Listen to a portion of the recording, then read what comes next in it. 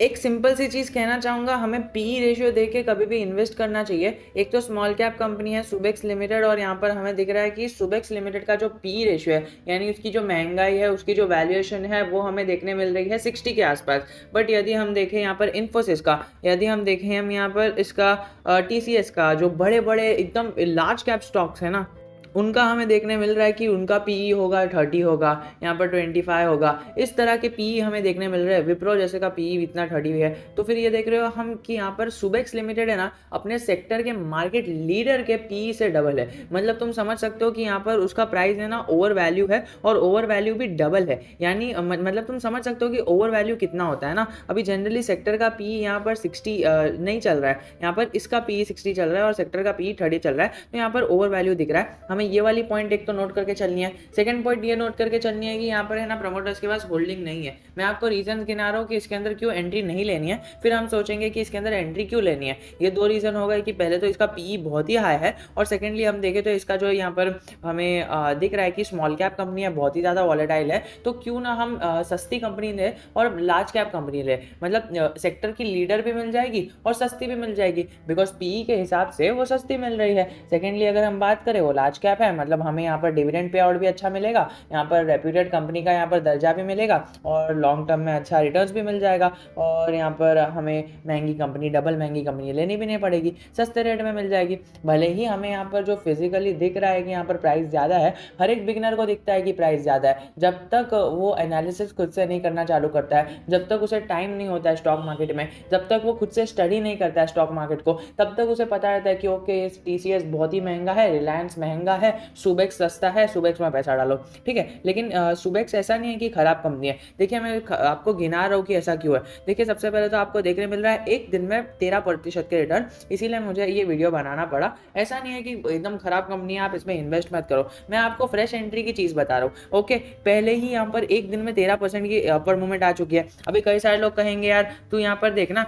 यहाँ पर V shape recovery हमें दिख रही है, जो बहुत ही रेयर केस में दिखती है। ऑब्वियसली मैं मान रहा हूँ कि वी शेप रिकवरी है, हमें दिख रहा है कि यहाँ पर 6% और नीचे है। तो यहाँ पर अगर वो एक हफ्ते का भी पैटर्न फॉलो करता है, जो 6% हमें यहाँ पर एक हफ्ते में मिल सकता है, तो यार भाई फिनग्रो हमें बता कि क्या करना चाहिए। तो बताता हूँ। सबसे पहले तो यहाँ पर देखेंगे हम यहाँ पर मैक्स चार्ट पैटर्न हमें हरे निशान में नहीं दिख रहा है, हमें लाल निशान में दिख रहा है, जो बताता है कि कंपनी का मैनेजमेंट खराब है। ओके, यहाँ पर मैनेजमेंट खराब है नहीं था, यहाँ पर मैंने ज़बरदस्ती है यूज़ किया, क्योंकि कई सारे लोग वीडियो पॉज करके यहाँ पर कमेंट चालू कर देते हैं या फिर वीडियो डिसलाइक कर देते हैं, तो ये सारी चीज़ें कर देते हैं। मैंने ये जानबूझ के किया, बिकॉज यहाँ पर आपका ध्यान रहना चाहिए। किसी भी फाइनेंस रिलेटेड आप वीडियो देख रहे हो तो हर एक वीडियो पे ऐसा डेडिकेटेडली आपको ऐसा रखना चाहिए कि ओके मैं ये वीडियो देख रहा हूँ, क्या मुझे इससे कुछ ना कुछ नया सीखने मिलेगा। This is why all videos are designed. अगर आप कोई भी वीडियो को उठाओगे आपको पता चलेगा कि कुछ ना कुछ उसके अंदर यूनिक होगा, हर एक वीडियो की तरह वो सेम नहीं होगा। ऑब्वियसली कुछ ना कुछ ऐसा पॉइंट होगा जो आपको पता नहीं होगा, या फिर आपको पता भी होगा तो आपका रिवीजन हो जाएगा। तो यही कहता हूँ कि हर एक वीडियो देखो तो यहाँ पे आपका रिवीजन हो जाएगा। ये सारी चीज़ें छोड़कर अगर हम देखें तो सबसे पहले हमारे पास है ना यहाँ पर दिख रहा है कि अभी जो यहाँ पर कोविड-19 का टाइम चले गया, तो अभी क्या है ना यहाँ पर जो प्रोफेशनल्स है यहाँ पर उन लोगों को अवेयरनेस आई है कि ओके यहाँ पर कई सारे लोगों का तो जॉब भी चले गया है, बट जो प्रोफेशनल्स है एकदम अपने सेक्टर में, अपने यहाँ पर जॉब में, अपने एम्प्लॉयमेंट में एकदम प्रोफेशनल्स है यहाँ पर, उनको वो लोग क्या करते हैं ना, प्रोफेशनल स्कोप में ना ये लोग ज़्यादा सैलरी मांगते हैं। ओके, तो ज़्यादा सैलरी कंपनी को तो देनी पड़ेगी, और कंपनी का प्रॉफिट नहीं हो रहा है, तो कंपनी का प्रॉफिट नहीं हो रहा है और एक्सपेंसेस बढ़ रहे हैं, मतलब वो सैलरी एक्सपेंस से ही होगी ना, जेब से ही देंगे, तो एक्सपेंस बढ़ रहे हैं। तो यहाँ पर क्या होता है, ये बड़ी बड़ी टीसीएस जैसी कंपनीज निकाल लेगी। बहुत बड़ी कंपनी है यार, आपको पता है इतनी बड़ी कंपनी है कि यहाँ पर स्टॉक मार्केट जो पाकिस्तान का पूरा स्टॉक मार्केट के कंप्लाई करके है ना, खाली टीसीएस का आता है, और पूरा टाटा ग्रुप तो अभी बाकी है। तो आप समझ सकते हो इतनी बड़ी कंपनी है। दूसरा देखोगे इन्फोसिस है, विप्रो है, बहुत बड़ी कंपनी है। ये सारी कंपनीज का ऐसा है ना कि ओके यहाँ पर ये सारी कंपनीज है तो हमें ये सारी चीज़ें वो छोटी मोटी चीज़ें हो गई, बट यहाँ पर सुबेक्स जैसी छोटी स्मॉल कैप कंपनी के लिए, जिसका मार्केट कैप 3000 करोड़ का है, मिड कैप कंपनी है, वो अभी अभी मिड कैप में एंटर हुई है। ऑब्वियसली यहाँ पर 3000 मतलब 1000 के ऊपर वाली कंपनी मिड कैप होती है, तो यहाँ पर अभी अभी एंटर हुई है। And the thing is like कि हमें यहाँ पर चैलेंजेस देखने मिलने वाले हैं आगे जाके ओवर द पीरियड ऑफ 1 और 2 साल के। ऑब्वियसली आप कहोगे कि ओके यहाँ पर कंपनी है तो एम्प्लॉय का कॉस्ट तो रहेगा ही, बट एम्प्लॉय का कॉस्ट ये कोविड के बाद से ज़्यादा बढ़ जाएगा और डिमांड भी ज़्यादा बढ़ जाएगी, क्योंकि कई सारे लोग यहाँ पर है ना, यहाँ पर कोविड-19 की वजह से, घर में बैठने की वजह से कई सारे लोगों ने अपना टाइम को प्रोडक्टिवली यूज़ किया and they have increased their knowledge. तो यहाँ पर कोई भी बंदा जो इतने सालों से कंपनी में बैठा है, वो यहाँ पर अपनी नॉलेज को अगर उसने इंक्रीज कर लिया है, so they will ask for more salary and if the company fails to pay them they will shift to another company which will give them more. Okay, तो उन्हें एक्सपीरियंस होगा एंड सेम अप्लाइज एवरीवेयर। तो यहाँ पर हर एक बंदा deserve करता है कि उसने इतनी मेहनत जो यहाँ पर लॉकडाउन में किया है,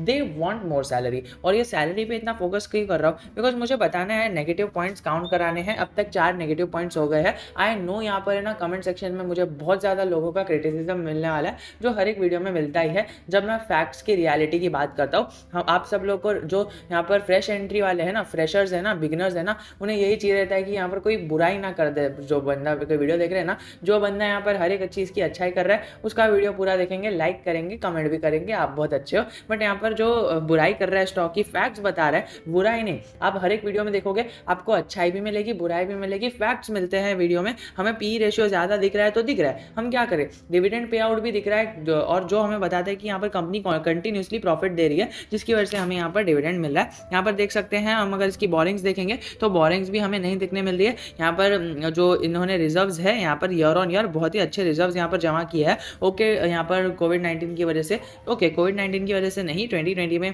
मार्च में कोविड-19 तो आया नहीं था, तो यहाँ पर कोविड-19 मार्च के बाद आया, और तभी कोविड-19 आने के बाद इन्होंने रिकवरी करी और ये पहले के लॉस को भी रिकवर किया। मतलब आप समझ सकते हो कि okay, company is well enough good. हमें पता ही है कि आईटी सेक्टर का जो बूम है वो कोविड सेक्टर के टाइम पे भी, कोविड-19 के टाइम पे भी हमें अच्छा खासा यहाँ पर देखने मिला। बहुत ही स्टेबलाइज कंपनी हो गई थी आईटी सेक्टर। हमें एक तरह से हमारे पोर्टफोलियो को हेज करने का काम कर रहे थे, यहाँ पर हमें देखने मिला था। स्टॉक के प्राइस का CAGR ग्रोथ हमें यहाँ पर काम का नहीं है, हमें जो काम का है वो मेन बिजनेस है, यहाँ पर सेल्स ग्रोथ है। तो ओके, यहाँ पर सेल्स ग्रोथ यहाँ पर है ही नहीं। तुम देखोगे पिछले 5 साल में 3% की सेल्स ग्रोथ हुई है, जो हमें बताता है कि स्टॉक की प्राइस सच में ओवर वैल्यू है। मतलब यहाँ पर हमें दिख रहा है कि स्टॉक का PE हाई है, मतलब यहाँ पर स्टॉक का वैल्यूएशन ज्यादा हो गया है, ओनली बिकॉज इनकी सेल्स नहीं हो रही है। और स्टॉक का देखोगे, स्टॉक का रिटर्न देखोगे 5 साल में 37% बढ़ गया है, और यहाँ पर सेल्स ग्रोथ कितना बढ़ा है, 3%। 3%, मतलब बहुत कम होता है। देखिए, मैं आपको फैक्ट्स बता रहा हूँ, प्रॉफिट ग्रोथ यहाँ पर हुआ है 31%, बट यहाँ पर अगर हम देखें तो ओके 5 ईयर्स का प्रॉफिट ग्रोथ देखेंगे, क्या इसके अंदर अदर इनकम यहाँ पर शामिल है? ओके, यहाँ पर अदर इनकम बहुत ही कम है, और अदर इनकम तो एक बार यहाँ पर नेगेटिव में भी चले गई थी। तो यहाँ पर सारा यहाँ पर सेल्स और एक्सपेंसेस का ही है। तो यहाँ पर ये लोग एक्सपेंसेस को कम करके अपने यहाँ पर जो लॉस को है वो हेज कर लेते हैं, and they help and they result in यहाँ पर गुड नेट प्रॉफिट। बाकी सारी चीज़ें तो अच्छी है, और यहाँ पर हमें जो नेगेटिव चीज़ देखने मिल रही है कि यहाँ पर बुक वैल्यू से 6 गुना ज़्यादा ट्रेड करते हुए देखने मिल रहा है, और सेल्स ग्रोथ भी यहाँ पर पुअर है, जो हमने नीचे डिस्कस कर लिया, जो किसी भी कंपनी के लिए बहुत ही खराब बात होती है। अगर आपको लगता है कि आगे जाके in the near future the sales price will increase, the company will produce more and the management will become good, तो आप उसके अंदर एंट्री ले सकते हो, जिसका कारण हमें यहाँ पर सीधा सीधा दिख रहा है कि यहाँ पर सेल्स की ग्रोथ बढ़ सकती है। अगर तुम्हें ऐसा लगता है, तुम ज़रूर की ज़रूर इसके अंदर एंट्री ले सकते हो, बट यहाँ पर मुझे जब तक यहाँ पर एक ब्रेक इवन पॉइंट नहीं मिल जाएगा ना, कि ओके यहाँ पर ये वाला कौन हट जाएगा ना, कि यहाँ पर सेल्स ग्रोथ है ही नहीं,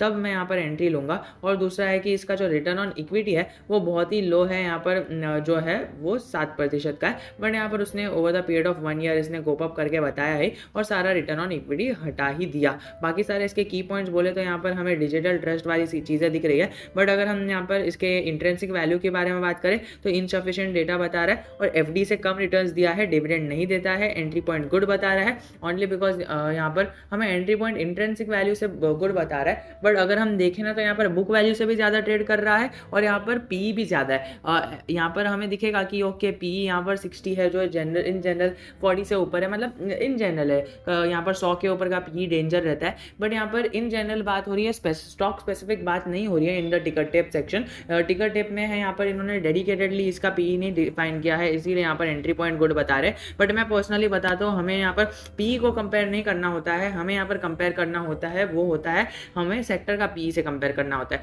सेक्टर के लीडर का पी अगर तुम देखोगे, हर एक सेक्टर मतलब सेक्टर के हर एक सेक्टर के हर एक स्टॉक का जो पी है वो तुम देखोगे, बड़े बड़े स्टॉक का इंफोसिस, विप्रो और टीसीएस यहाँ पर स्टॉक का देखोगे तो 30 के आसपास दिख रहा है, और ये डबल दिख रहा है। जो मैं यहाँ पर टिकर टेप को थोड़ा सा करेक्ट करना चाहूँगा, तुम यहाँ पर रेड एंट्री लेके चल सकते हो। और वैसे कि यहाँ पर स्मॉल कैप स्टॉक है, तो हमें यहाँ पर ऐसा नहीं करना चाहिए कि ओके यहाँ पर पीई कम है तो हमें इसमें एंट्री नहीं लेनी है। यहाँ पर ऐसा भी हो सकता है कि ओके पीई 60 है बट स्टिल स्टॉक में बहुत ज़्यादा पोटेंशियल है, बिकॉज शॉर्ट स्मॉल कैप यहाँ पर मिड कैप स्टॉक देखने मिल रहा है, बहुत ही ज़्यादा वॉलेटाइल मूव है। अभी आगे जाके यहाँ पर अगर 1000% के भी रिटर्न दे दिया ना, तो यहाँ पर इतनी हाई पीवी में भी दे सकता है। But for the big stocks like TCS, they have to keep their PE low, और वो उनके हाथ में नहीं होता है, ऑब्वियसली बाकी सारी चीज़ें भी इसके अंदर शामिल होती है। इनके यहाँ पर जो प्रॉफिट है ना, उसके है ना यहाँ पर 11% का डिप दिख रहा है, और 13 करोड़ का, और बाकी सारी चीज़ें आपने अभी तक प्रॉफिट तो देख ही लिया होगा। तो बाकी सारी चीज़ें ओवरऑल हमें यहाँ पर स्टॉक में मूवमेंट देखने अच्छी मिल रही है।